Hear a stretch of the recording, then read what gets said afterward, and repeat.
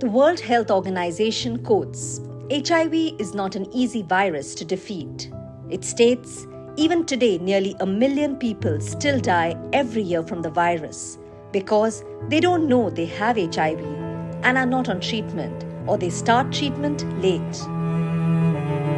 This World AIDS Day, we look at some of the facts that highlight how HIV-AIDS have been impacting the world.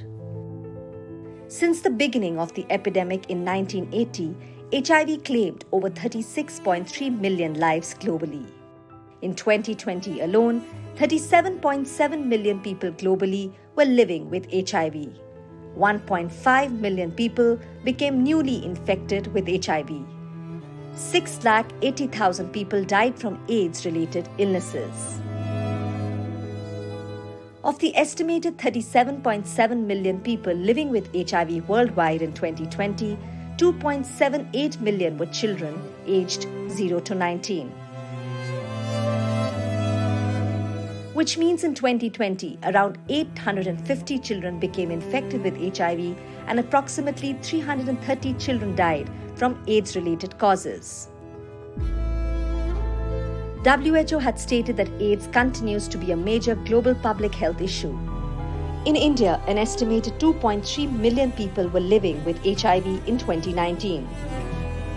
In 2019, there were 69.22 thousand estimated new HIV infections in the country, which translates into 190 new infections every day and 8 new infections every hour.